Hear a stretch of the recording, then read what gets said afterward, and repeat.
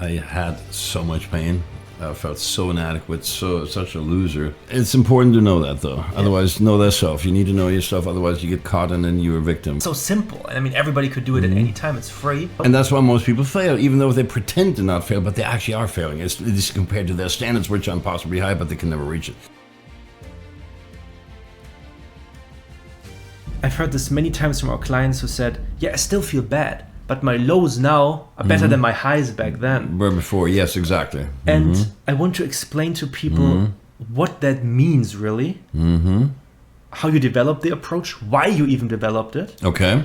And I also want to explain to them how it kind of works. We can't really give them the step-by-step here because that fills 48 modules and feel different. Yeah. But I want... Which is 2 hours per. Yeah. But so that's 100 hours. Yeah, but I want to give them an idea what this is, so they know where to start pulling, like the red thread that got them out of the cage with the labyrinth. What thread does the mouse have to, the cat has to pull in the sweater to start unraveling it? Yeah. Exactly. Yeah. And that sweater not being a good thing here, but that sweater being more like a tight, like a straitjacket. Exactly. Yeah. So I mean, I know the story, but for anybody listening, when all this system you develop now over decades, right? It's tailored to getting rid of that sweater, that emotional pain. How did you come up with that? And what led you to do all that work and so forth? Well, I mean, in my case, I started from pain, and that's sort of like the qualification. I had so much pain. I felt so inadequate, such a loser. Like the awkward kid that got picked last on a total freaking geeky, skinny kid. Whenever they took us to the doctor as children, my sister and me, it was always like, they're pretty severely underweight. They're very tall and lanky, but they don't have any meat on their bones. And I was not athletic. Part of it was I didn't realize I needed glasses or contact lenses today. But I was so nearsighted, I literally couldn't see the ball coming my way. So I dropped it every time. I was also afraid of the ball. So then I get like one of the best advice, and I'd use it as a metaphor, like I use many things. A coach, I think it was tennis, and the guy said, here's a secret to any ball game, including tennis. Watch the ball. Look at the ball. Oh! Suddenly, and normally that doesn't work that way in real life. It usually integrates weeks and months and years to integrate something. This was instant. I started watching the ball. I hit every ball back, like 9 out of 10. I hit him back. Before I dropped like 9 out of 10. And suddenly I hit 9 out of 10 back. That was like with an old-fashioned. This is 1980, a long time ago. No, it dates me. So I was like a kid, and this tennis racket wasn't like one of these massive, like frying pan-looking ones. It was like a tiny one with a sweet spot. It was disproportionately small. So if you hit it as much as a half an inch outside the sweet spot, it would go, instead of blink, it would go bang, and it would actually hurt, your arm. Now the sweet spot is yay big, so you can always hit it back. So I'm using these as metaphors for, I was a geeky kid, last picked on the team, total freaking loser. I thought I was stupid, I thought I was ugly, all of these things like the ugly duckling. And I use that also as a metaphor. When you realize, one day I realized like, not the grandiose, oh, I'm a swan, and it's, oh my God, look at me. That's not what I'm talking about, the narcissistic thing. I'm just saying, when I realized, oh my God, I needed glasses, and I needed to watch the ball. I needed just a handful of little things. Suddenly my life turned around by orders of magnitude. Orders. I mean, it wasn't just little kind of like tweaking this and tweaking that. Yes, each one of those seemed like a little tweak, but the results were like disproportionately large. Like you turn it by a quarter inch, and it gives you literally 3 orders of magnitude more everything. Suddenly I hit like 9 out of 10 balls, or eventually 99 of 100. Whether you threw it at me or you threw your keys at me, suddenly I realized, oh my God, I have reflexes that are actually much better than the average person. All I was still trying to do is compensate. And when I was, I didn't even realize that. People always said, just be yourself. I said, I don't know what that is. So that didn't work. People said, well, if I had your looks, I said, so how does it work with girls? And I saw all these guys getting all these girls, like even at age 14, 15, 16. I was like, I have no idea. And they said, with your looks. And I'm like, what looks? I'm like, I'm ugly. I'm nasty. I'm the ugly duckling. I'm the black sheep. And I was always like literally the last guy. There's somebody sitting in a wheelchair for the basketball team. Let's pick him. There's one that has only one arm and one leg. Let's get him. Oh, and then there's Orlando. I think actually the team's complete. We really don't even need that extra person now. I remember that. That's how bad I was, right? I mean, now I'm actually fairly athletic. I mean, I can still bench at age 67. I can still bench 3 sets at 225, and that's without me even being serious about it. So I can still make the Marine cut 3 sets. No, we trained together. Yeah, we've trained together. We got back up to 255, 260. We got there.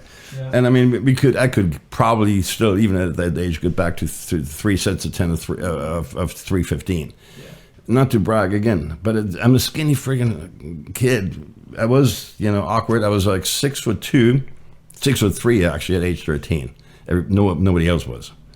So it was like literally a head taller than everybody else. But I was lanky. I was like I had this one Great Dane puppy. And when I was like 3 months old, it had these massive paws, because the paws are almost like original, like final size.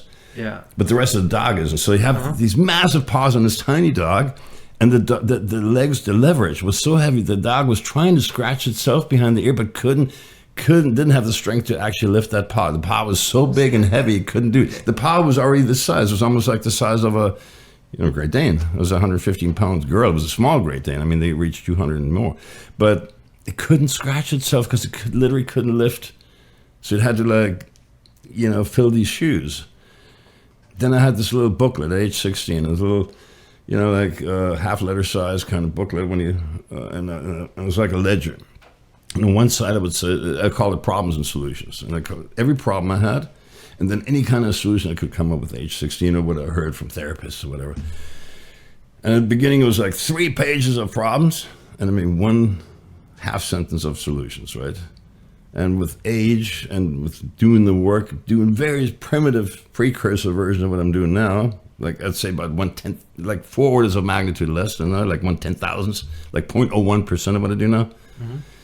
It was still enough to get me to, okay, I can collapse that ratio a little bit. In the end, it was like, okay, it was still 1 page of shit, problems, and it was maybe three sentences of solution. Mm-hmm. Eventually, it became, it never got 50-50, you never reached parity, but it was getting close to it.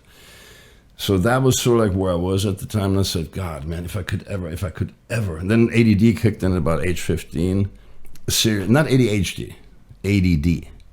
Real hardcore ADD. I mean, like, I invented it. Actually, I hold the patents on this, so everybody who has it needs to pay me royalty. That's how I'm so wealthy. That's why I'm a multi-billionaire now, because everybody who has ADD has to pay me 1 penny per month. And that's how, and yeah, but imagine. That's how we do free shit. That's how I became, worth almost as much as Elon Musk. Maybe a little more. Not.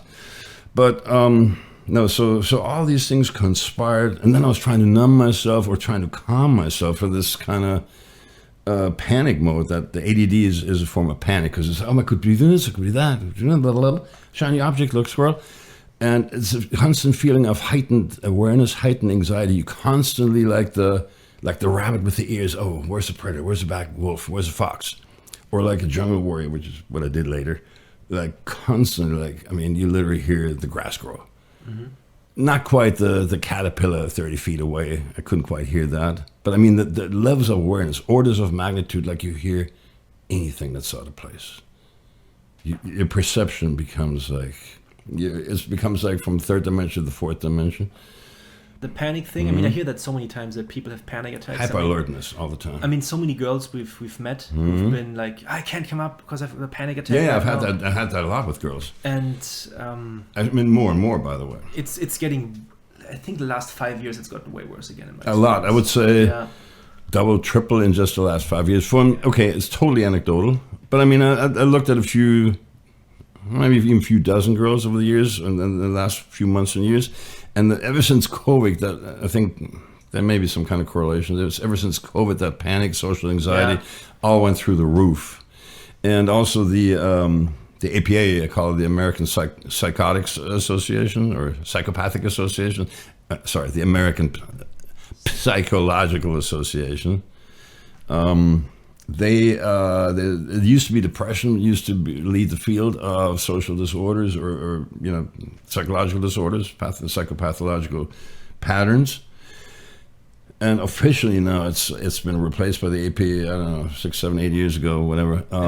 It's now anxiety. We had the article. Yeah, that was Times. on Time magazine or something like that. It's complete fluff. That whole magazine was absolutely useless.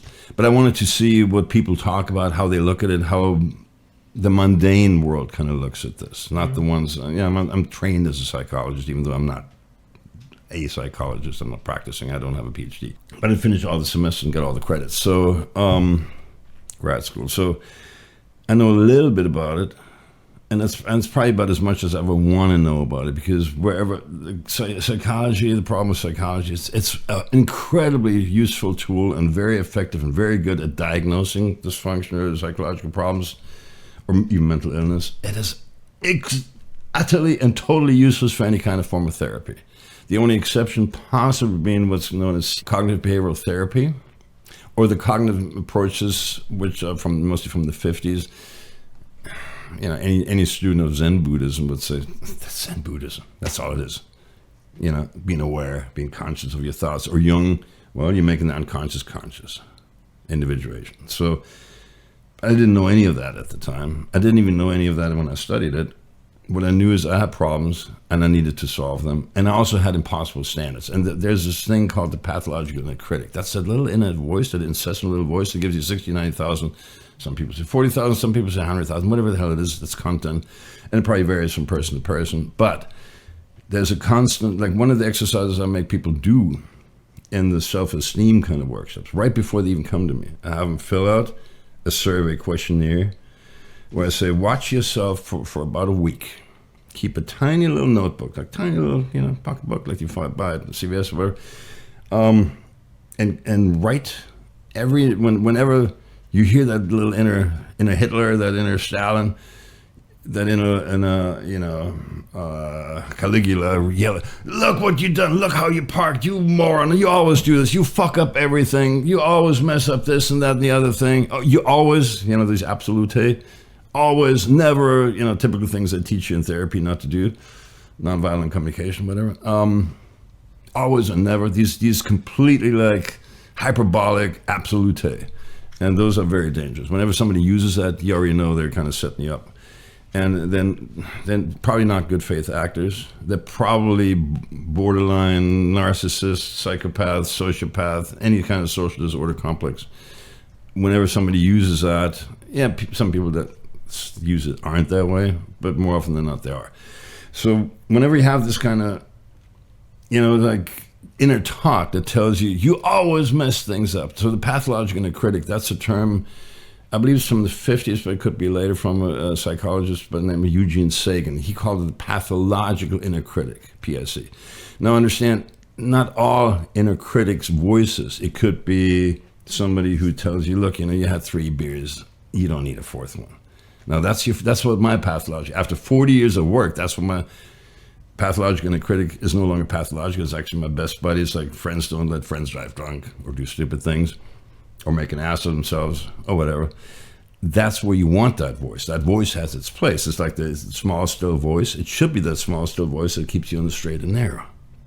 Not on the big, wide road that, the way to hell is paved with good intention. That's what most people end up doing. And that's a slippery slope on the road perilous for sure. It's the road to perdition. But that voice is necessary. Unfortunately, was that Robert Palmer, his song, "You're addicted to love. The lights are on, but you're not home." And he also sings, "Your mind is not your own." You'd like to think you're immune to this stuff. Oh yeah, it's closer to the truth that you can't get enough. And so why do we listen to that inner critic? Well, it usually runs our minds and our self-esteem through a friggin' Cuisinart, right? Which is like a blender.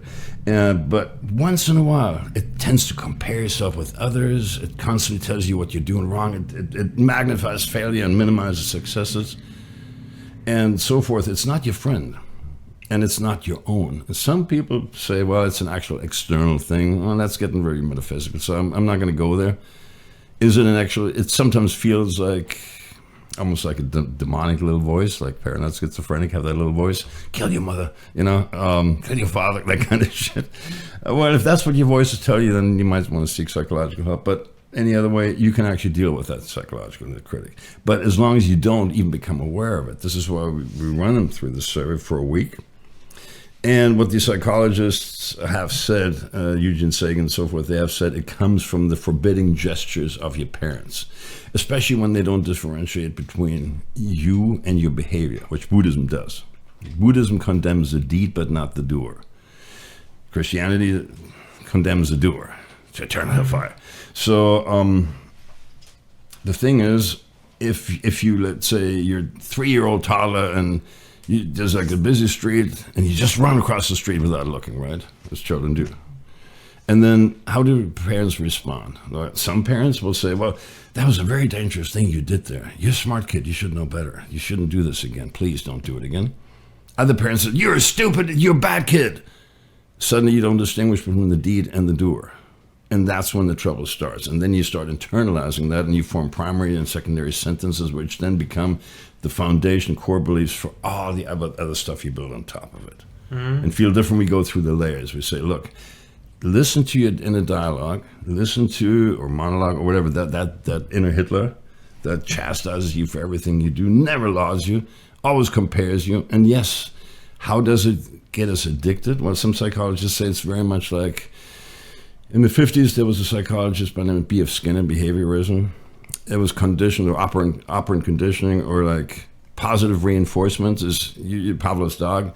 You give the dog does what you want, or the dolphin, you give it a reward. You do it again, and it becomes a pattern. It becomes a behavior that's no anchored, like Pavlov's dog. Stimulus response.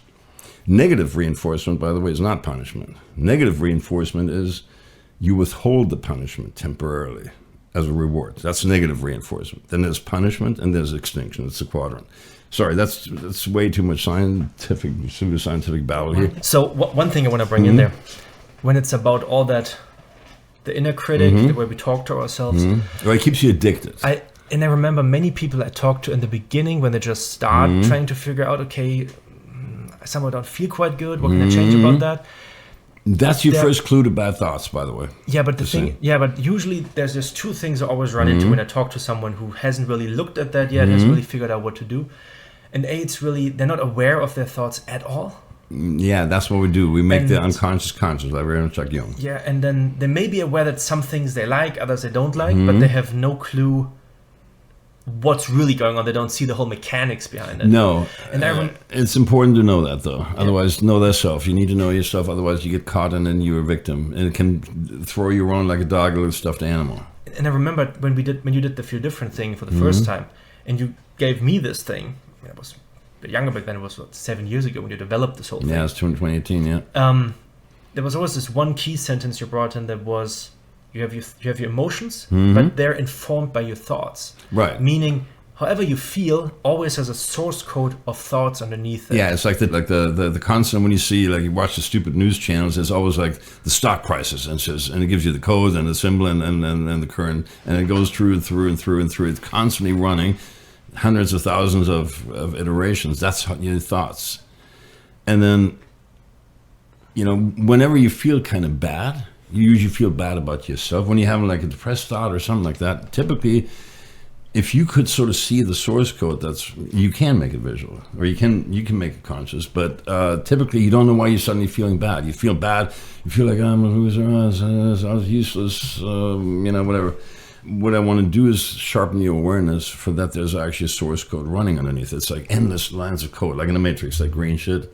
Except for you can read it, and you can learn how to read it. It becomes the Matrix which you can't read until you become conscious. And it's like, like Ocean's 11. To see the laser traps, you have to throw dry ice into it. And suddenly, oh my God, if I touched that, I would have set the alarm, whatever. So it's you realize when you're in danger, when you're thinking dangerous thoughts, dangerous to your self-esteem, to your self-love, to your self-esteem. And I can give an example of that. I remember in 2017-ish, I was starting a new job, and I had a bunch of problems. I had no money, I was in a new city, so I had no friends. And I had no time because I was working all the time. I was pretty much working 2 jobs in some way. At least the amount of work was that much. And I remember being really depressed at that time because I've always, my entire thoughts, which I used exactly that method of teaching at the time, and my thoughts were constantly going like, oh damn, I really should be able to go out with friends. I'm young. This is the time to do it, right? I was like 24. But it's the shoulds, all the shoulds and coulds, shoulda, coulda, woulda. And I need hobbies, otherwise I can't really be happy. I don't have money or time for hobbies. And also I see no way how this will change in the next year or two, at least, right? Because when you start a new it takes career, some time, yeah. And I was getting so depressed over that. And then when I learned all that stuff you're talking about now, I realized, stop, Bernard, the reason you are getting depressed is because you're always thinking about the reasons why you're getting depressed. Exactly, yeah. It becomes like a self-fulfilling. And then I used the CBT stuff you just talked about now and always stop myself. Yeah, it's your first line of defense is CBT. And I or similar techniques like ACT. And I remember the affirmation you gave us back then was so different from all this shit I had heard years before when I tried to work on self-development. You can't and so take forth. off the rack affirmations, track homes. Because what they tried back then was, no, I'm happy, I'm rich. Yeah, no, that I'm doesn't great. work. Because your pathological any critics that says, oh, a trigger alert, can't have those thoughts. They're wrong, they're bad. I'm going to show you who's boss. Yeah. And he will. He will win. But this time I used your stuff instead. And what I did back then was kind of like a modification of your original one. And it was, now I know this pattern. I could go into this depression because I have no friends right now. And because I don't have money. Right. And because I don't have time and money for hobbies. I could, but you always have a choice. Like in Minority Report. You always have a choice. Yeah. And the more I did that, I remember taking like a 1 hour hike. I did have that time through the mountains in the Black Forest. Right, yeah, go on a walk because that gets you out of your head. And then I had to stop myself probably 6, 7, 8 times during that 1 hour hike. Before I was going complete depression. Stop. Yeah. I could go there, but I don't. It's a slippery slope, kind of like a maelstrom that sucks you down like the bathtub. And the interesting thing is, after doing that rigorously, whenever I could, for 30 days, all of a sudden the depression just went away. Yeah. And then that was around maybe October-ish. And after having done it for another 30 days, my law of attraction, some people believe in it, others think it's woo-woo. Kicks in, yeah. But all of a sudden my entire energy shifted so much. And then there was Christmas, and one of my old friends from high school came back to my house, talked to me, was like, you're kind of different. We got our friendship back together. Then I got some people from my family coming back. All of a sudden I had friends. The hobbies took a bit longer to come back. Yeah. But that was really the way out of that prison of the mind, that sweater the cat's pulling on kind of thing. Yeah, it's a form of matrix, which it's a prison for your mind or your emotion, your heart, I should say, which you can neither smell, see, or touch. Yeah. Can you explain why that works? Why is that so powerful? Because it's so simple. I mean, everybody could do it at any time. It's free, but most people don't. Well, you're repeating something, but see, you're not just repeating it. Usually it's like throwing shit against the wall, see if it sticks, then falls down. Doing it again, that'd be Einstein's, like doing the same thing over and over again, which is not the definition of insanity, but sure shows how it's a symptom. But let's say there's a CBT pre-assumes, and at the time it wasn't known when it came out in the 50s. This wasn't even a thing until maybe the 80s or 90s or even 2000s. The idea of neurogenesis and neuroplasticity. And neurology found that out very clearly. When I studied psychology, which was in the late 80s, that wasn't even known. That was sacrilege. It was assumed that there's only entropy, there's only pruning, you only get dumber and you lose brain cells, so you can never build it. That's neurogenesis, but the equally, if not more important part is neuroplasticity. And you can have CBT or any of these forms, ACT and so forth, acceptance and commitment therapy, you can have those without, or any kind of learning for that matter, without neuroplasticity. Neuroplasticity, I think this is Maxwell Maltz or somebody who talks about it, it takes 21 to 30 days for your brain to start rewiring itself. This has been done, for instance, with stroke patients that lost like 100% use of one extremity, say your left arm. And before that, you'd never get that back. You maybe get 3 to 5% back if you use of that other limb that's linked to a brain section. Couldn't get it back. But they found CBT and neurogenesis. They found out, let's say, for starting with 15 minutes or 30 minutes a day, you put your active arm that still works in a sling. So you have it forced. You can't use it. You have to force yourself to use the other arm. Eventually, they got up to like an hour, 2 hours, 3 hours, 6 hours. That's about where the curve flattens. But and it takes about up to 6 months, and people get up to 2/3, 67% of the use of that limb back because it forced them, starting with 15 minutes. 30 minutes, an hour, 2 hours, and so forth, of using the other arm that they lost. They couldn't figure it out. It was almost like what do I do? How can I use it? It's limp. It doesn't work. And then they said, oh, wait, I can move my finger. Okay, I don't know the exact, I haven't done that kind of therapy, so I can't speak to it in detail, but I understand enough about it. That's sort of how it works. You're forced to use that other arm because you disable the other one artificially. And then before it was like basically 0% use after even 6 months or 6 years. Suddenly you get up to 67% within as short of a time period as 6 months. Now that requires the brain to sort of use, the brain's much more plastic than what you think, meaning like malleable. So you say you have a traumatic injury to one part, could be a blow to the head, could be a bullet, could be anything, and suddenly you can't use that part. So then other parts take over. They may not take over perfectly, but they sort of do a pretty good job. Neurology was not near where it's now, so I don't know that much about it, and I haven't really done that much research on it. But essentially, you're taking over other parts of your brain. So your hearing center could take over part of your olfactory and so forth. And scientists say, or psychologists or neurologists say, what fires together, wires together. Now, with firing, they're talking about synaptic kind of boop, boop, boop firing. Mm-hmm.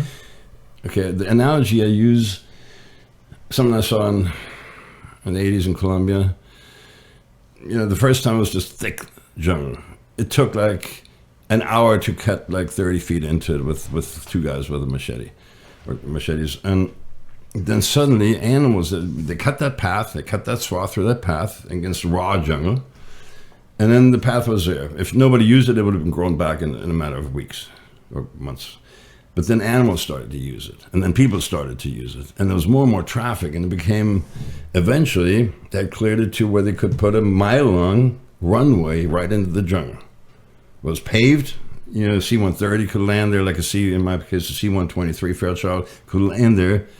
They need very little runway, they can land anywhere, and suddenly you had a runway.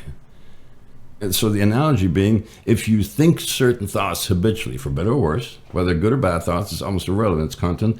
If you keep thinking those thoughts relatively, you may have to blaze a thing. You can do that with affirmation and other tools. And then suddenly it becomes a neuronic path, like a data So it's highway. also the hardest at the beginning. In the beginning, it's very hard. You can only do maybe 30 feet in an hour with a machete, two guys. I mean, it depends on the jungle, but I mean, I've literally seen jungle that dense. It took 30 feet, took us an hour to... So that's like when I tried to get this depression thing handled. In the beginning, I was so depressed, and then I tried to use those affirmations, and they did nothing. You can't just say if you're super depressed and you're way down there on the emotional scale. Yeah. And then you do affirmation. I'm happy. I'm rich. I'm successful. Money flows. And your unconscious mind or your pathological critic says, no, you're not. You're a loser. And then it doubles and triples down, and it shows you what it can do to mess you up because it has one mission. Your pathological critic has one mission: to search and destroy. That's what it does. It's not your friend. It pretends to be your best friend. Oh, it's just for your best, like your parents. Like if we don't tell you, nobody will tell you later. Kind of like that thing. No, that's not what it is. It's an evil, like they say, the mind is a wonderful servant, but a horrible ruler or terrible ruler.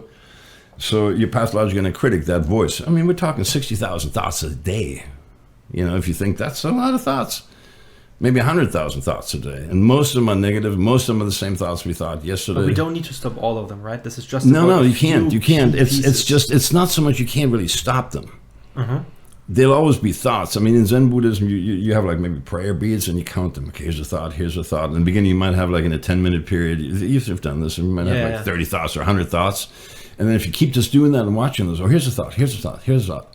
And you just, instead of thinking about the thought, which would be more thinking than you running circles around your own thoughts, good luck with that. That's ADD, it's cubed.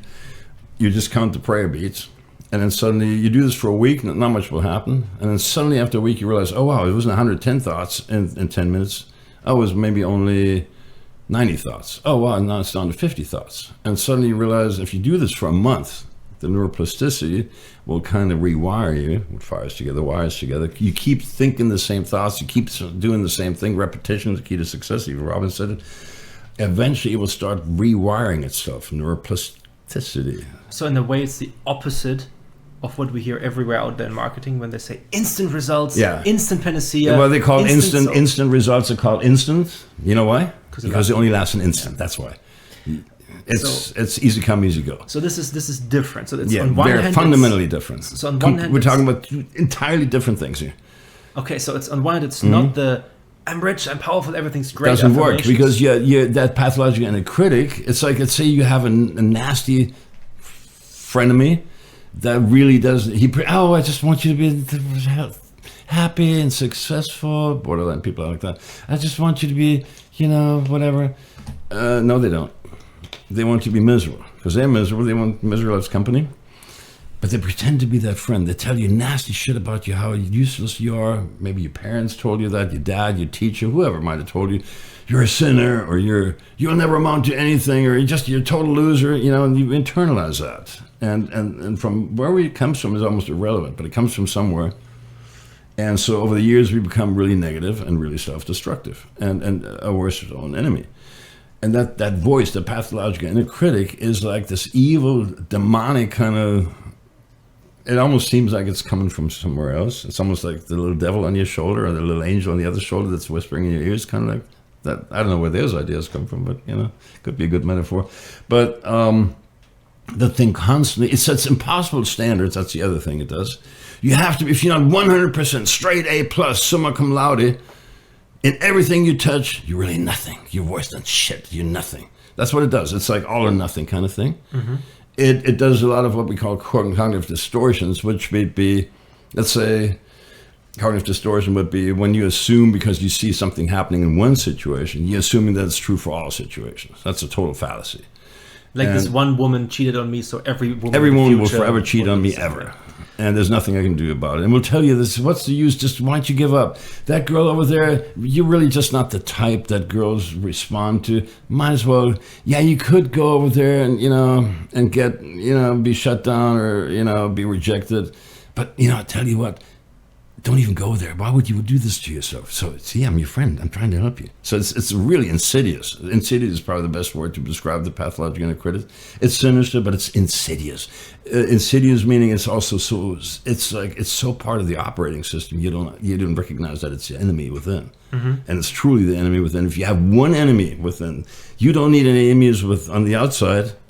If you have that kind of thing, running your self-esteem through a blender all day. So when you're saying this is the number one enemy, they're saying this is worse than being lazy, or it's worse than not pushing hard enough, it is or whatever. Far worse than all that. The laziness usually comes from a lot of times. Well, you might truly be lazy, but more often than not, it's inactionable because it's like the elephant. How do you eat an elephant? Well, one bite at a time. But if you look at that monster, it's overwhelmed. Even David Allen talks about this in his book, Getting Things Done. You cannot do a project. You have to break it down to bite-sized things. Writing a book, the closest thing a man will ever come to giving birth. If you've never written a book, you know what I'm talking about. It is blood, sweat, and tears. It's horrible, okay? But it's also incredibly gratifying once it's done. Just like children, if they work out. Well, if they work out. But I mean, it's like 9 months of shit and pain and morning sickness and all that shit. And then you finally get that little, rugrat on your hand, but on your arms. But the interesting thing I thought of when you said this inner critic. Yeah, the inner critic. The way we beat ourselves up, this destructive voice, is so extremely harmful. And then what I instantly jump to is because I've worked through so many programs here in the US by now, from motivational programs to dating and relationship advice to personal development. And what I always run into, especially here in the US, more than in any other country I've been to, is it's always this, the reason I got where I wanted to is because I just had the willpower to push through. Willpower. That's will force. Willpower is something very different. Yeah, but that always seems to be the number one enemy I hear everybody else talk about. And that's why most people fail, even though they pretend to not fail, but they actually are failing. It's compared to their standards, which are impossibly high, but they can never reach it.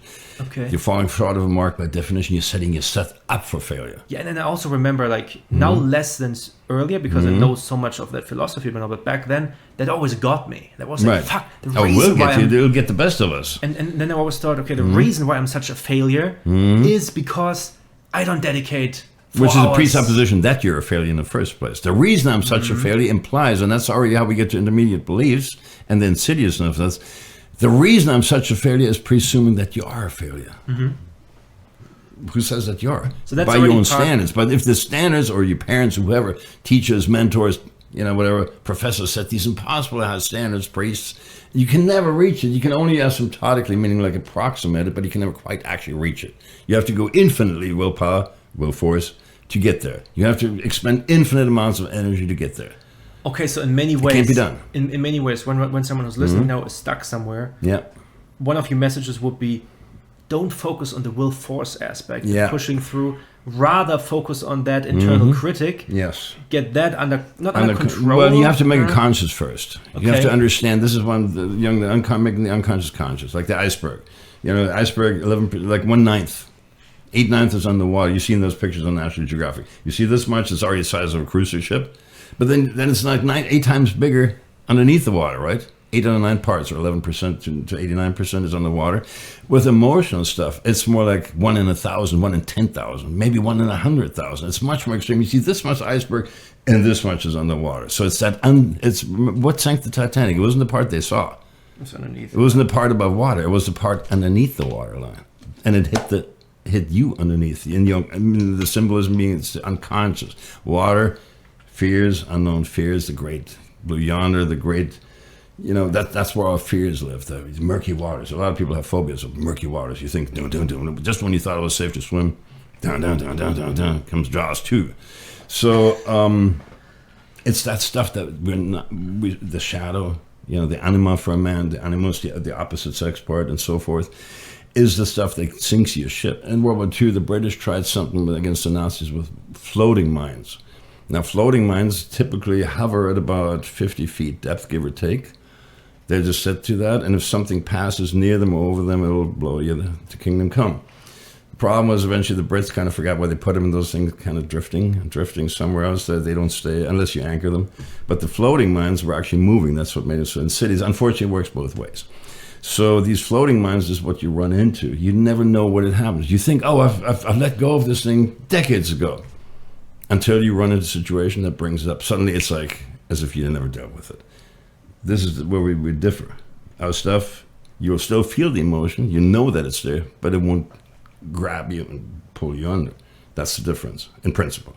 Not gradual, principle. Completely different approach, completely different method, completely different results. Permanent results, which with affirmations, you don't get that. And if the pathological and the critic, why I brought this up, why do you even listen to the damn thing? Well, that's a form of addiction. It's very much like the addiction you get from, I think gambling is probably the best example. And what is gambling? You can lose high, you can win high, you can lose small, you can win small. But it's completely randomized. You don't know when. There's no rhyme or reason to it. It's randomized, okay?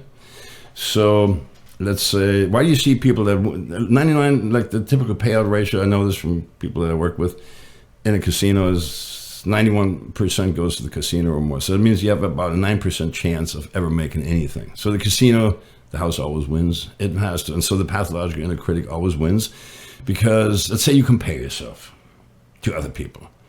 Let's say 99% of the time you lose, just like you lose in a slot machine. You put in 99 quarters and on the 100th one you supposedly get that big jackpot. And it's a lot more money than you put in. Okay.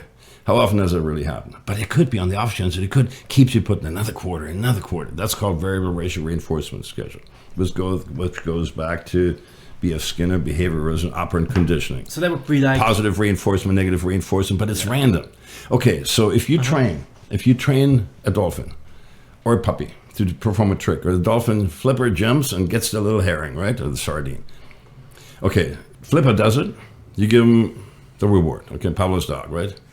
The stimulant response. It's classic behaviorism, 50s, B.F. Skinner, look it up. So you give that to the dolphin, he does it again. Now he's starting to, he did this 4 or 5 times, he says, okay, so if I jump, I get a little herring. And so you do this 10 times, 20 times, 30 times, you figure, okay, now it's an established thing. It is. What if you stop giving the herring? Okay, flipper may do it 1 more time, 2 more times, maybe even 10 more times. But eventually you get what's known in that quadrant as extinction. He will stop doing it. Mm-hmm. You can rekindle that, but as long as you have to constantly feed the herring or the sardine, otherwise flipper will do it for a few more times and it says, it used to work, but it no longer works. Okay, I'm going to stop doing it, behavior. All right. So that would be like me. I'm going to the gym, yeah, and I see a certain result from that, so that Yeah. motivates me to keep going. But if I stop seeing Right. results, I would be less and less motivated to go. Like less that? motivated, and that's why a lot of people oscillate. It's like Okay. the book, the pathological, or Fritz, which we use a lot. You know, it's like if you do it not because you have a creative result, but you do it as a problem solver. You're overweight, you're unhealthy, your doctor tells you have to do this. Yeah. Then you do it for a while until the pain goes less, so the motivation is less. So you Yeah. do it for a while. Oh, I'm kind of looking good. Okay, the pressure to do it, the pain pressure is no longer there. Then you start, and then you get extinction. So with Flipper, let me finish this little thing because it's important. Why does Flipper? Okay, so pretty much you have to give Flipper at least every other time. You have to give him the herring. Let's say even if you give it to every 3 times, every 5 times, yeah, he may still do it. But eventually, if you stop giving the herring 10, 20 times, Flipper says, as if, go F yourself. I'm not doing this stupid shit anymore. I'm only doing it for the friggin' sardine. But there's a trick that you can keep Flipper doing it forever and saving a lot in sardines. And that's called variable ratio reinforcement schedule. I know this is $1 billion word. But what it means is to avoid extinction and to get the positive reinforcement going, anchored way, way, way deeper. You give, let's say the first 10,000 times is you give the sardine, stimulus response, stimulus desired behavior, stimulus response. Then you stop. Flipper still does it. You kind of skip one round, then you give him the sardine again. Give him 3 more sardines. Then you stop giving him a sardine for 3 iterations, right? Flipper says, I don't know. I guess we'll keep doing it. Maybe eventually, last time we resumed it eventually, so maybe we'll do it this time again. And then on the 4th time, you give it the sardine again. Okay, see, it works. And so you keep doing that, you keep doing it, but then you let the intervals become longer and random, unpredictable. And in the end, you can stretch this about 1,000 to 1, literally. That much. 1,000 to 1. That means you give Flipper, okay, you give him the sardine, you give him 3 sardines, and you don't give him a dozen, but Flipper will keep doing it. And on the 13th time, you give him another sardine, you give him 5 more sardines, and then you skip 22 iterations. Flipper will do 22 jumps. I mean, if you kept this up, eventually he would stop, but not yet. So you keep doing this. It's diabolical. It's insidious. You give him, and then you wait. Then the next time you give him 5, and you skip for 43 rounds, and Flipper will keep doing it, and will keep doing it, and keep doing it until he's dead. It's like the pleasure button with a rat, the orgasm. So eventually, you can stretch this out to where you only give a handful of herrings every few dozen, if not every few 100 times. And it will be, and this is exactly how it works in the casinos, and that's exactly what we listen to. That's why people, they say you have to have about a 15 to 1 ratio of positive interactions in a relationship for every negative one. They say you fight once a week, but you have hours and hours and days of happy dinner and sex and all that. So typically, not with the dysfunction, the borderline, or the bad boy kind of guy. The guy that, what was it, Tommy Lee from Motley Crue, who was with Heather Locklear and then with Pamela Anderson, and he beat the shit out of him and whatever. And why would they stay? I've had girlfriends that were with another, not so long ago, I was with this one girl, and she had this guy. For 10 years, he beat the fuck out of her, but she wouldn't. One day he overdosed, and he died. And I said, is that a good thing or a bad thing? She says, well, yeah. So yeah, So she was still missing him after all that. Totally. And I said, but I thought the guy beat the shit out of you and he really abused you. I said, yeah, but I didn't want him to die. I said, I see that so many times, even in the attraction is a choice. In the self-defense school I go to. Yeah. My trainer always tells me and says, you know what? Hold on, Bernard here. And then he says, this woman, I have to talk to her. He talks to her for 15 minutes. She leaves. She wants to sign up for classes. Yeah. I said, what was it? I've seen you do this a few times, but now he said, no, the way she walks in, a no domestic abuse scenario. And here's the problem, Bernard. He explained this to me. And I said, why don't you tell him to just call the police and leave the guy? Like, come on, like this is America. This is not some. No. There's millions of women like that. Because I'm like, it's like, do they stay because it's like a third world country and they can't survive on that? And said, no, often they actually bring home the money, not the guy. So yeah. Why would they stay? Why with would him? they? Well, first of all, attraction isn't a choice. That old principle that I've been talking about, other people have talked about for decades. Yeah. But it's also that abuse we get addicted. But see, on the one off chance, this is what I'm saying.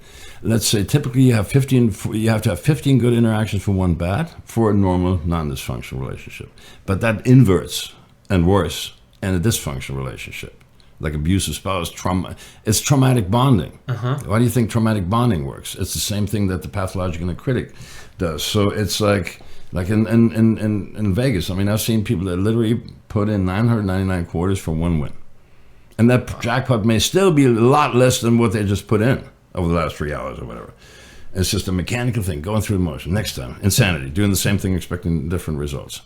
And why do you listen to your pathological and critic? Why do you allow the abusive spouse to beat you? It's the same thing. But it's like they're usually very, very bad. But when they're good, they're really good. When they're bad, they're really, really bad. And it's a lot more. It could be up to 10, 100, 1,001. But yet when they're good, they're so good. So that mechanism explains many dysfunctional It's also self-loathing. It goes into Stockholm syndrome, goes into that, a lot of things. But again, all these are also based on that same variable reinforcement schedule. Wow. That is the most defining principle, and it's part of... Am I a great fan of B.F. Skinner? No, I think he was basically a fascist that wanted total control, very much like in an Orwellian or like a Brave New World. And by the way, Aldous Huxley also... That book was a recommendation. He liked that. He wanted to unlike George Orwell, who wanted to liberate people. Not so much Aldous Huxley. He was a pretty bad dude. But I digress. The point is, it's like, why do people get addicted to pain? Why do people do self-harm, self-loathing, right? Why do we have that? Everyone does it. Not just Asian people or black people or whoever does it. Everyone and their grandma do self-loathing in some form or another. Why do we do that? Why do we keep behaving in a self-destructive way? Well, there's an equal or greater payoff on the other side, which that pathological, on the off chance. Like, okay, you didn't give Flipper the herring for 137 consecutive times, and he will still not, if you built it up right, you have to set up right. You have to build an on-ramp, but once you set that up, extinction no longer happens. If you do it 10,000 times, then you'll probably get extinction. Meaning the behavior stops, the stimulus response pattern stops. But why do we listen to something as abusive? The pathological as critic is like an abusive spouse that lives in your friggin' head rent-free. You can't even say, oh, stop on the roadside, get out, and then drive on. You can't do that. You can tame it, but you can, neuroplasticity-wise, you can over months and years. So these 30 days is not the whole thing. Yes, 30 days and 30 days and 30 days and 30 days. And yes, you're talking probably about 2 to 4 years to get the full result. That took me 20 to 30 to 40 years. And it's an up and down. I remember from the times when I used that. It's not like I started using neuroplasticity and the CBT stuff and then it got better all the time. It got better, and then that's when many people talk about this emotional roller coaster. Yeah, it's more often or less often. So, but then, like, it's more like you have to watch this from week to week almost. Right. Or Yeah, you do. Few days from week to week, or certainly from month to month. That's usually you get meaningful ththings you see typically 30-day periods in increments. So let's say you're really depressed. You really have inner critic tells you what a piece of shit you are, that you never amount to anything, you're useless, you never have a chance, you don't even deserve to live. But then let's say you did self-harm of any kind, all the way to final self-harm. Why would people do that? Well, there's equal or greater payoff. And it takes, let's say you're in that state of total despondency, like the lowest rate of vibration. Let's say on a scale from minus 100 to plus 100, you're at 99, minus 99, which is where most depressed people are. Millions of people are in that state all the time. I know, yeah. And a lot of them do end it all. So, but yet you still listen to that pathological and that critic, because on the off chance that one time when it's good, it's so good that it's worth it under 909 times of abuse. And so let's say you're way down here at the lowest, like you're about to call it, to throw in the towel, to give up, there's just no point, right? Now somebody says, wow, I can cure your marriage in 8 minutes, like certain motivational trainers that we won't mention by name, or some other stupidity that actually does not ever work, cannot possibly work. So then you say, I'm rich, I'm powerful, money comes to me easily. It's too far away. It's so many orders of magnitude away from what you can possibly even start to believe. It's like, I've done affirmations with people, and I usually let them write their own. I tell them it's like a workshop where I tell them how to build affirmations in the proper way.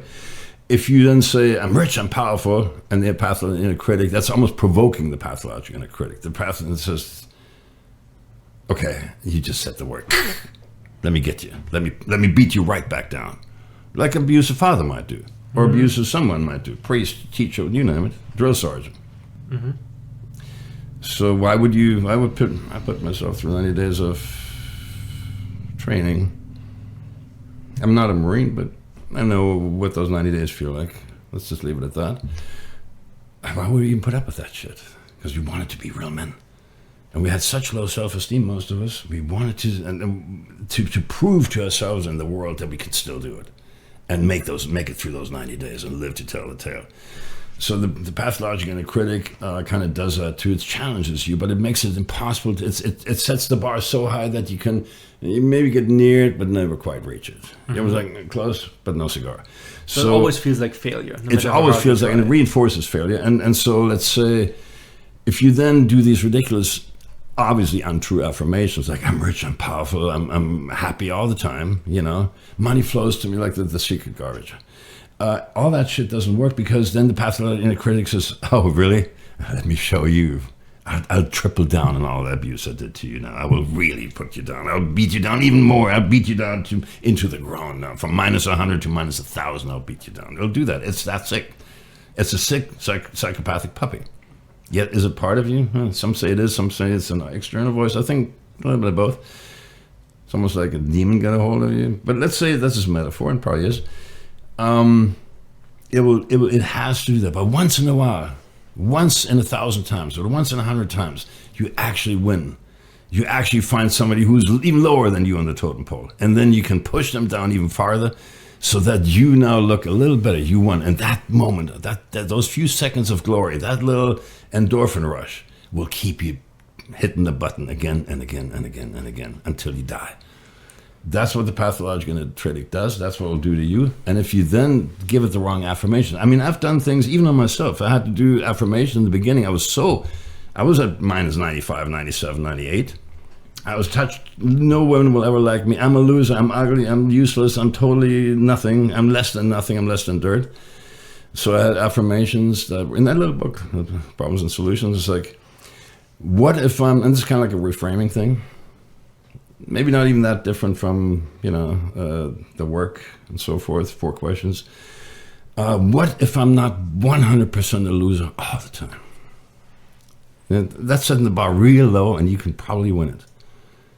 And then I had to do that at work when I always felt like I don't have anything to offer people want. Yeah. I'm no good at anything because I have nothing to offer the world. I have nothing to offer the women. I have nothing to offer the work exactly. So force. I had that, and then I had to get really aware of it, that this was an issue. Right. It wasn't reality. It was just my make-believe internally. Yeah. And it was friggin' deep, man. That took me years years that is to get deep. out It of. doesn't get much deeper than that. And then I had to, anytime I actually did something well, and I started super simple. I remember I worked in a hotel, and I was working in the kitchen, bartending, kitchen hand. Yeah, like a busboy or like.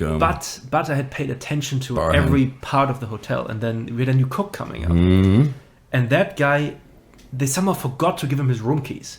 So he didn't have a place to stay. And I knew the whole system in the front desk well enough to get him checked in and get him his keys so he could actually sleep somewhere. You didn't have to sleep on the street.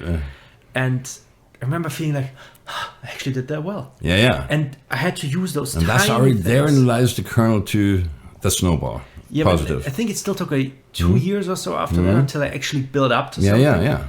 But I used it almost like a seed, like seed money for like a fund. Right, yeah, it's like the little seed. It's like the condensation thing in the cloud. Clouds need tiny little particles to form the condensation run, and eventually becomes a massive cloud, which weighs thousands of tons. So in many ways, your whole approach is opposite to the typical power through it. It's completely get it all the built opposite. up. It's almost literally 180 degrees the other way. Instead, what you're saying is counterintuitive. You use very simple things that we already have, like, hey, I helped that guy and did that well. Yeah. It's count your blessings. Count the tiniest blessings you can find. Look in the crumbs. Like 99% of everything, 99.99% of my life is shit. I'm shit, everything. But there's that one tiny thing, and I'm like I'm holding on for dear life. I'm clutching at straws, yes, but I'm now making that bigger. I'm like, it's like we're Teflon for all the good stuff in our lives, and we're like Velcro for all the bad stuff. we kind of wallow in any kind of, we're like, self-pity, I'm a victim, I'm a loser, I'm this, why don't you kill me? We wallow in that, but when we have moments of success, however tiny, even if it says 0.01%. Make those count, kind of thing. Make those count, make them bigger, make them, it's almost like in NLP where you use sub-modalities, make it brighter, make it stronger, make it more bright, more sharp, the color more intense, the feeling, and expand on that and do that every time. It may seem like in the beginning, it seems like this is going to take 100 years. If you're on your own, you don't know what you're doing by trial and error, it'll probably take you 100 years, or at least 50. But if you actually do this in a methodical way, and that's what we do, we collapse the 20 to 40 theory trial and error learning curve to 2 to 4 years. Can we do it in a few weeks? No. Can we get you instant results? No, but we can get you on your way within a few days or weeks, where you're starting to get a little bit of wind in your sails, a little bit of updraft, so you're not crashing all the time. You still crash, but you're not crashing as hard, and you're getting a little more altitude all the time. Will you still have the roller coaster? In the beginning, there'll be a lot of ups and downs. First of all, your lows will eventually be higher than even the highs are now. And also your the peaks and the troughs, the amplitude will be less. You won't be as, it was basically a bipolar kind of thing.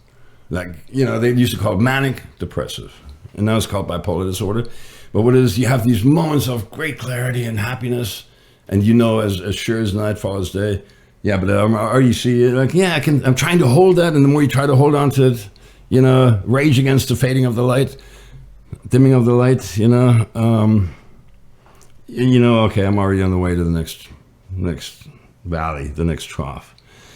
So not only will it's like a trend canal. If you do technical analysis on the stock exchange, you see it's going this and this, but then you take a line at the top, a line at the bottom, and you statistically square and so forth, and you see a trend. Is that trend actually improving? Does it take months, possibly years? Yes, it could take several years. But could definitely several months. If you can't do it in a few days, because it won't last. It has to be, you have to do the underpinnings. You have to underpin it with the structure and the foundation. That's where people think it's hopeless, right? Because it will feel hopeless, because as long as you're on a roller coaster ride, there's no way to get off. Like any more than you can get out of a real roller coaster. First, you're strapped in. Secondly, good luck getting off on a Six Flags to Texas kind of 200-foot roller coaster. If you step off it, you'll die.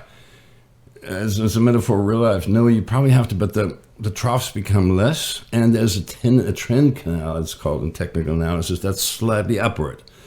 Okay, so it's, again, opposite of state management, which is state management is the opposite. Which is like those ups and That'll downs. definitely get you on that roller coaster. Instead, you're focusing on the long And that's all that NLP does, that's all Anthony Robbins do, that's all these people, that's all they do is state management. You're getting in, you're spreading your arms, you look at the ceiling and you smile. And it's impossible to feel bad. Yeah, that works for a few seconds, but it's instant and also goes away.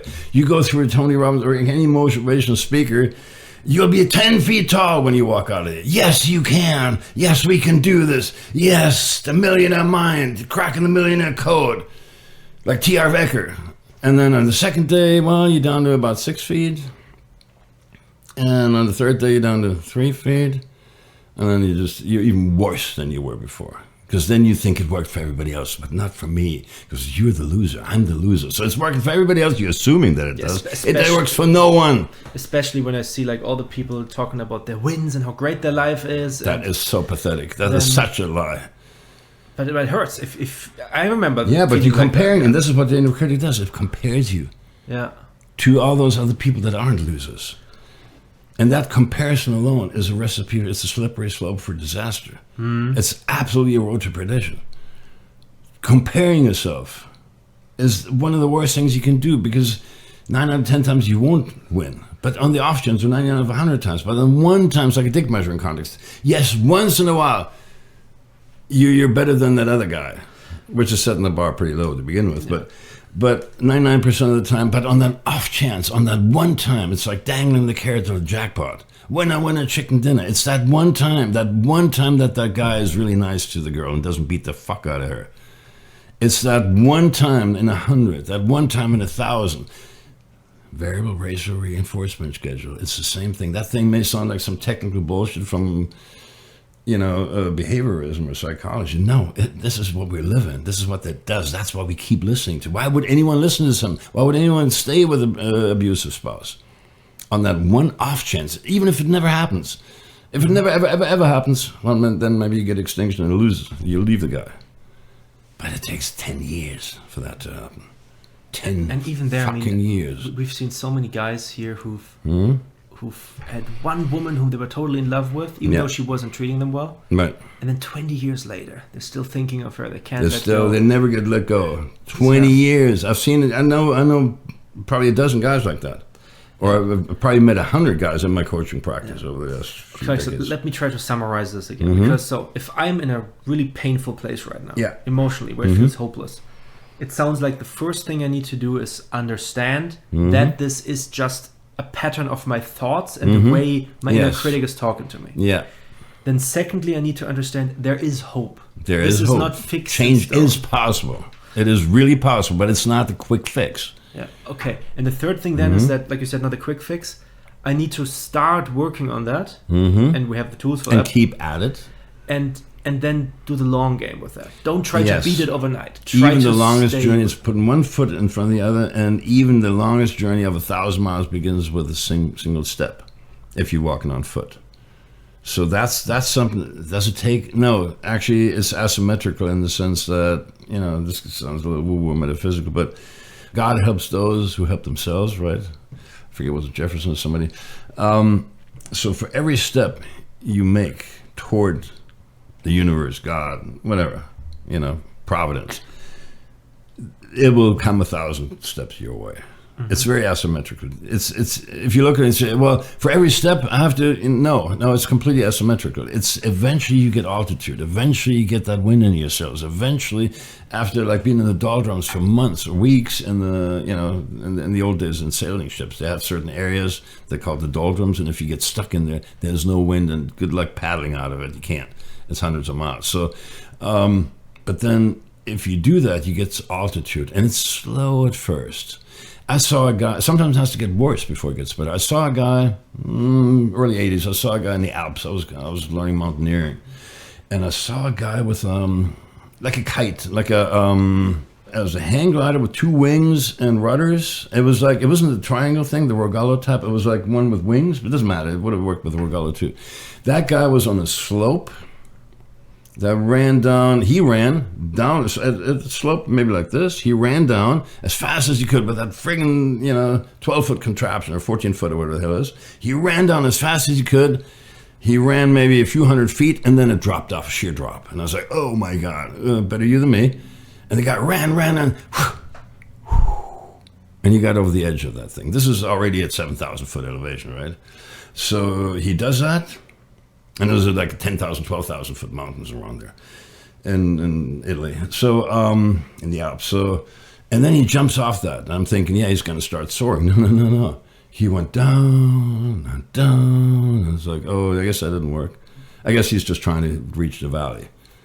And so I went on my merry way. I kept hiking. It was pretty demanding hike. So I kept looking. What was it? Oh, the guy's back up there. He was like 1,000 feet lower than I was. He literally descended about 1,000 feet, and then suddenly he got so much wind speed, he didn't no longer stall speed, he had wind speed, he had got wind, I guess it's the suction above the wing.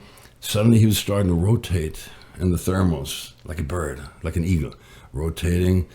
After 20 minutes, 30 minutes, whatever it was, he was back up. He was like half a mile down there, right? Suddenly he works his way back up, and then he keeps going. And then he keeps going. Before I knew it, I could barely see the guy. He was like at 10,000 feet now. He started at 6,000 or 7,000 feet. He's now at 10,000 feet. I could barely see the guy. I had to almost look like, oh, there he is.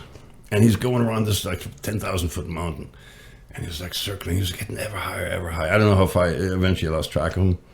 But it's almost like sometimes it has to get, like with a plane, it's like you stall a plane. If you go too slow in a certain plane, whatever the stall speed is, could be, the biplane could be as little as 70 miles an hour. It could be 200 miles an hour for 300 miles an hour for a commercial plane, whatever it is. I don't know much about aeronautics, but let's say you get in the stall. Most people then will try, and then it'll drop and crash and die. Whereas if you just kind of lean into it, we're not talking about ground speed here. We're talking air speed, which is very different. It's not speed over ground. It's speed versus the air on you. And if you install, you'll drop like a rock. But if you then you lean into it and you go down, you say, okay, I give into this process. I do tiny affirmations. I'm being very unambitious here. And then suddenly you gain airspeed. And when you get airspeed, suddenly you're doing 100 miles an hour, whatever your craft requires. And then eventually, then it becomes maneuverable again. Mm-hmm. If you stay in the stall speed, you'll crash. There's no way around it. But if you then kind of go into it and you actually embrace it, you go down. It has to get worse before it gets better. And you have to trust that process. And that's the hard part. You have to surrender, trust, faith, belief, surrender. You have to actually lean into it. And then you get air under your wings. And eventually that guy, I mean, he went down and down and down. I couldn't even see him, he was that far down. And suddenly out of nowhere, he starts soaring. And they were literally like buzzards, those big birds, like 6-foot wingspan. I don't know what they were, eagles. I don't know what they were, couldn't see. But they were like kind of like looking at him, and they were kind of like playing with him. And they were actually doing the same thing. I was like, is those eagles? Like not American eagles, bald eagles, but like other eagles like that are all black or brown or whatever.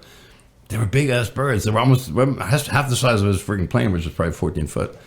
And they were like soaring there with him, and they kind of showed him where to go. And it was like, I don't know, maybe I'm reading more into it than there was, but it was like, I never forgot it. This was like over 40 years ago, and I still remember it as it was yesterday. I see it so vividly in front of me. It's like I can almost touch that scene. It's that vivid.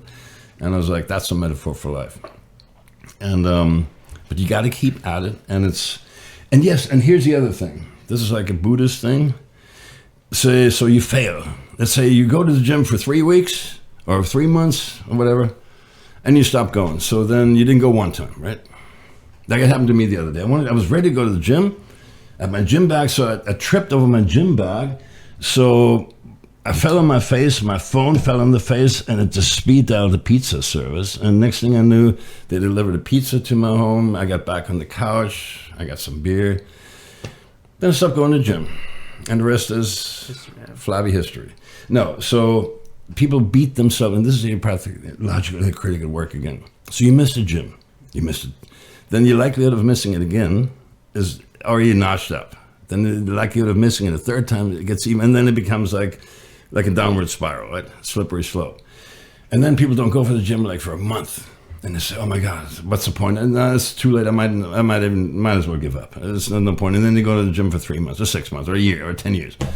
And I've even gone through this a few times. And then suddenly the pain becomes so great. You say, I got to do something about it. I'm looking like shit.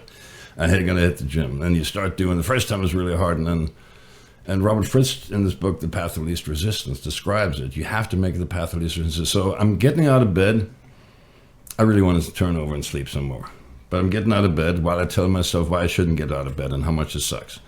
So while I'm doing that, I take a shower, and I still think about how much I hate going to the gym. While I take the shower, shave, and I get dressed. While I'm looking for an excuse to not go to the gym, I pack my gym bag, I get my stuff ready, and I go out the house, and so forth and so on. Before I know it, I've actually gone to the gym and did a 75-minute workout, which is probably optimum.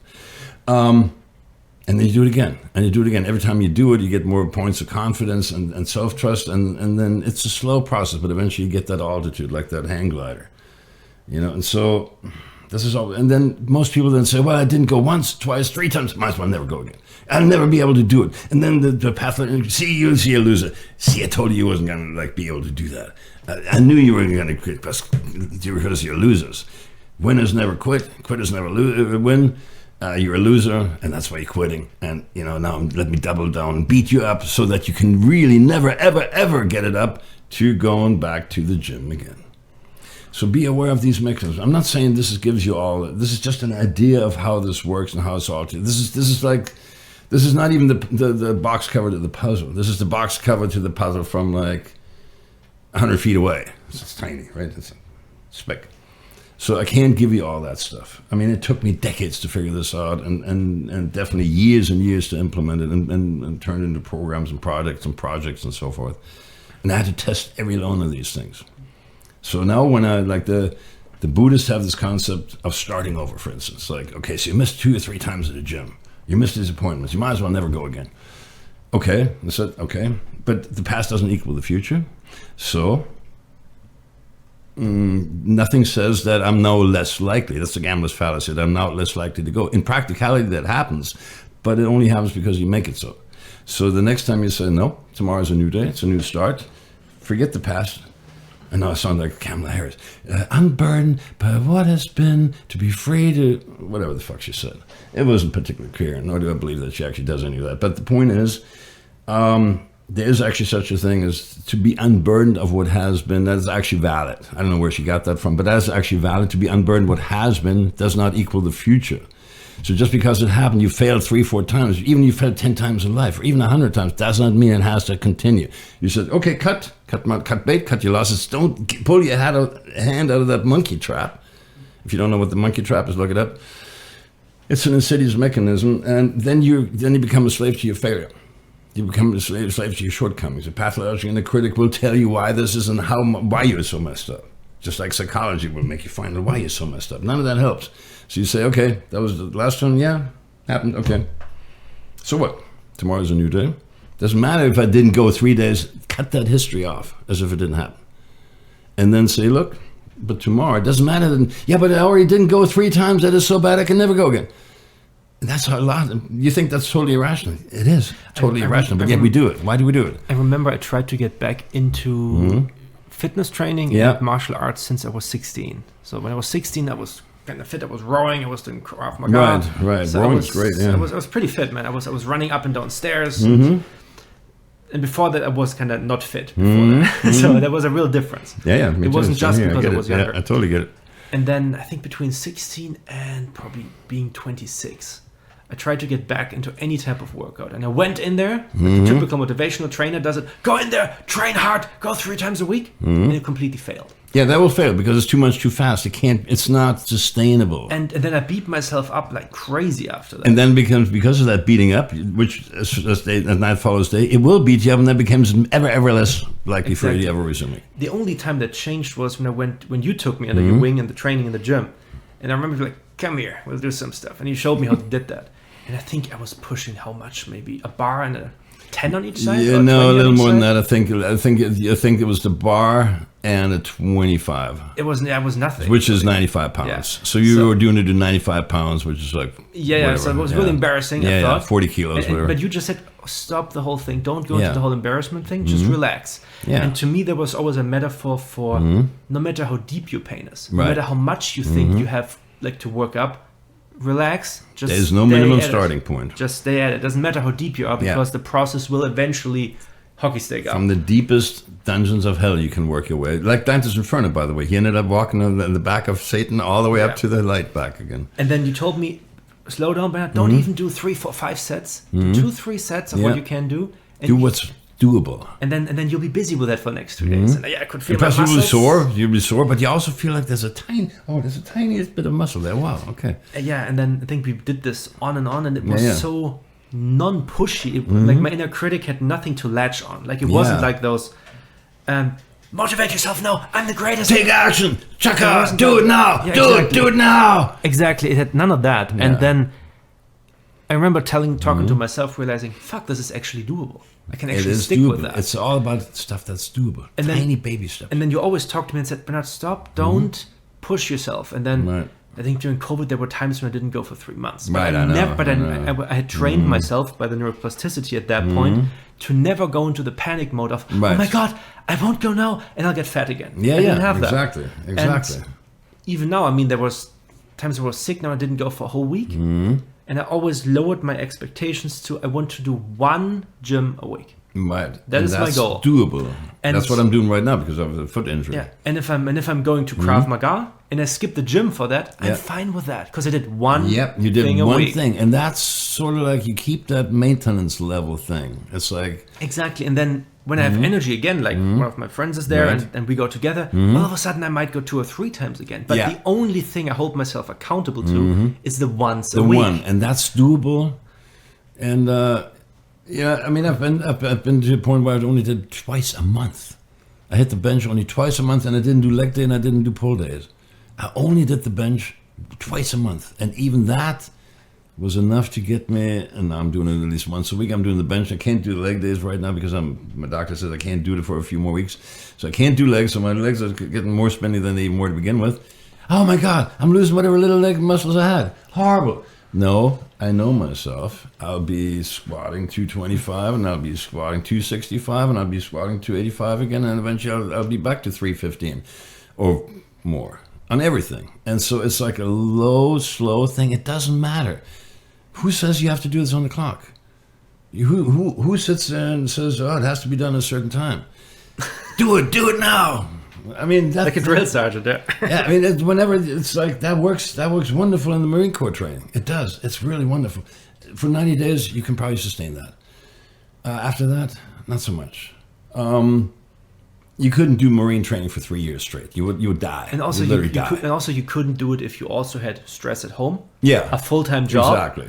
And money problems Right. and whatever else, trying to fix your life. You can't do that at the same time. It's crazy. No, it's you impossible. can't. And you have to balance these things. Yeah. Okay, so I know we need to cut it off. We went way over time already. All right. But we'll get you out of here. The redacted always says, we'll get you out of here, Colonel, on this. Yeah. So yeah, so if you're listening here, the one key thing that's always stuck to me is no matter how bad it is, this is an approach that's how it saved my ass. No matter how deep I was, I could use that to slowly work my way up. And it almost doesn't matter how deep you start because eventually they're all hockey stick. Yeah, and don't even think about it. Oh my, it's so flat. It's so flat. It's so flat. Well, yes, until it eventually, isn't, until it isn't. And eventually it'll come. And, you know, I hate the hockey stick because I'm not a proponent of climate change bullshit. Sorry, Mr. Gore. But, you know, it's synergy, which means it's bigger than the sum of its parts. It's also cumulative. It's exponential, meaning like, let's say parabola. It's like y equals x squared, for instance. That's exponential. It has an exponent. So that means it's like a snowball. You know, you roll the snowball 10 feet, it'll have a certain size. But you roll it 20 feet, it won't be twice as big. It'll be twice as big, long, and wide, which means it's now 8 times the mass. You see, that's not even a hyperbole. It's like y equals x cubed. Okay, so that's what that works. It's like it's a boat that's twice as big, twice as long, twice as tall as another boat, weighs 8 times as much. So that snowball, the first 10 feet it'll be size x. You roll it that much, it'll be, you know, 9x and so forth. It gets completely exponential. So I'm not saying yes, there's a limit where it starts to flatten again, but that's your personal best. But, you know, over the years, will I ever bench like 500 pounds like Schwarzenegger? Never ever will I bench that. Never in my life. I mean, I think my maximum 1 rep max was probably about 345. Ever. That's a one-time max, and it was spotted, and the guy was, and I was like, this is better to get it because I can't even hold it. This is a lot of weight, which I couldn't be move right now, but I can still do 225, and I'm sure you can do it. So, you know, can we get back to 315 or at least 255? Easily, yeah. Just do it for a few months. That snowball, okay, and while it gets steeper, then it'll flatten out, and then you hit plateaus and all that stuff. That's all baked in the cake. And you have to be, and I've had times in the gym where I did the same routine for 6 weeks straight, and I could not gain 1 rep. And then I actually I didn't go for 2 weeks, and suddenly I could break through the plateau. I'm just saying, there's a rhyme or reason, but I'm not sure I understand the patterns. I'm just going with that flow, and I'm saying, look, I'm just doing that. I know there's a limit now. I'm doing baby steps. I put 1 foot in front of the other and see where it takes me. And sometimes it's 3 steps forward, 2 steps back. Sometimes it's 4 steps forward, 1 step back. Or sometimes it's 3 steps forward, 5 steps back. So you have to be, it's like any kind of thing. It's like the stock market. All you need to know, there's one secret that we guarantee to make you a billionaire on the stock market. Buy low, sell high. See, I just gave you the secret to becoming a billionaire on the stock market. Buy low, sell high. Obviously, if that were true, yeah, everybody's a millionaire. Everybody's a genius when the market goes up. When it goes down, only a few will make it. Those who have a better investment principle, like those who can hold the stock for 20 years. if any stock I've ever owned, I didn't do well, but let's say any stock I've ever owned, if I kept it, it would now be for 3, 5, 10 times as much as it was 30 years ago. If I kept every single stock, if I could have had them, so it's with that. Just hang on to that, stick with that. And this is like, it's the regularity, it's the continuity, it's the keep at it, even if you get mixed results. Actual mileage may vary wildly. Despise your not small beginnings. And don't worry about, plateaus or even regressing. That's part of it. Ask any weightlifter. I'm using this, I could use a million other things. It's just weightlifting is one thing that I enjoy doing, even though I'm not that big right now, but yeah. So just build it up. You have to start, I don't care. When I started lifting again, I could do 3 sets of 5 of 135, which is one disc, right? That's where I started when I resumed it. In my 50s, when I resumed it, I could do that 6 times, 135. 3 sets, 6, 5, 4. I could do 12 push-ups, 10 push-ups, 8 push-ups. Okay, I'm an old man now. So now I worked it up. Now I can do 35 push-ups, 35 push, and I'm talking full range, 30. And if I keep doing that for 2 weeks, I'll be doing 40 push-ups, 35 push-ups. And before I know it, I'll do 50 push-ups, 50 push-ups, 45 push-ups. And then I'll work on those last 5. So it's like, it sounds like I'm bragging. Maybe I am because I'm an old man, but I can still do these things. But the thing is, so can you if you keep at it. I don't care what shape you're in. It's never too early. It's never too late. You can always start. Put one foot in front of the other. And so it is with self-esteem. Yes, there'll be ups and downs like crazy. I say, well, fine. There's days when it rains. There's days when the sun shines. There's days of this and that, the other thing. Just keep at it. With mixed results, actual mileage may vary. Just stay with it slowly. It's doable. Do what's doable for you at any given time. No more, no less. You don't need to do the impossible. Do the possible, but do it regularly, and then the impossible will become the possible.